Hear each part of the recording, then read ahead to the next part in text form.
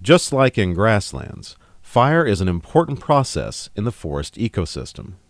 Historically in Oklahoma, we have accounts of early travelers, even back in the 1700s, of what they observed. We've also got old photographs around the turn of the century, so we have a pretty good idea of what the forest looked like.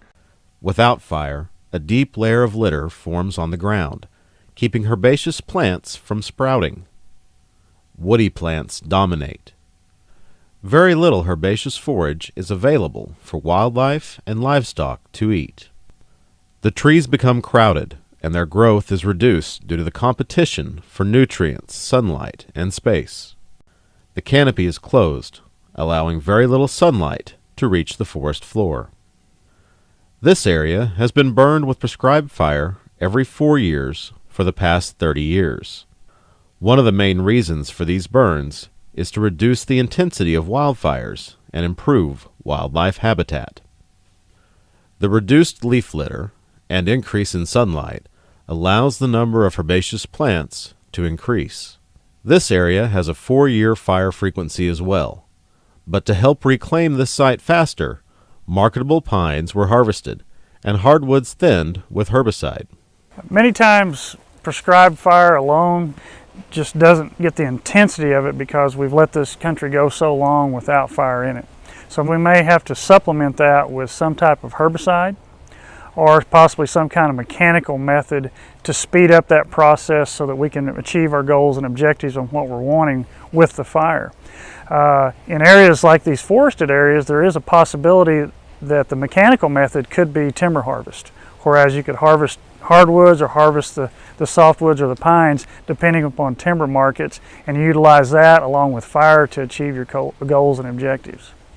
Following the initial thinning and fire, the forest is opened up, leaving a few large trees, a mid-story, and an understory, but with regeneration of short-leaf pines and hardwoods. This type of management would benefit browsing animals, such as white-tailed deer. This 3-year fire frequency site has more grasses, forbs, and legumes available than the 4-year frequency burn. Tree regeneration is limited, and most resprouting trees and shrubs are a shorter stature. A 2 to 3 year burn frequency creates a good habitat for wildlife species requiring woody shrubs. In this area, the marketable pines were harvested, the hardwoods were thinned, and fire was applied every 2 years. The canopy is much more open, with even fewer mid-story trees present. Smaller trees and shrubs in the understory are suppressed by fire. Substantially more grass covers this site than the 3- and 4-year burn sites. This area is burned annually. Only a few of the larger trees survive the annual fires. Grasses dominate, making this treatment desirable for livestock production. Here, none of the pines were harvested. Half of the hardwoods were thinned with herbicide and then burned annually. This pine savanna treatment recreates the forest composition that historically existed in Oklahoma and other areas in the southeastern United States. The large pines form a very open canopy, while grasses and other herbaceous plants dominate the understory. The midstory is practically non-existent due to the annual fires.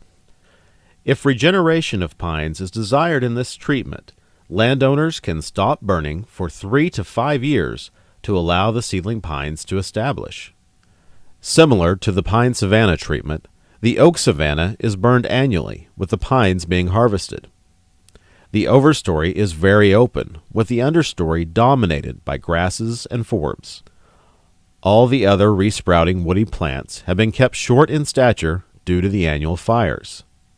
The midstory is non-existent, and although there is fire damage, some of the oaks remain.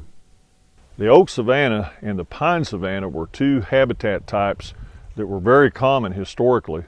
Even today, the public actually prefers those. They like the looks of them, and they accommodate a wide range of wildlife, and also it's very good for livestock production.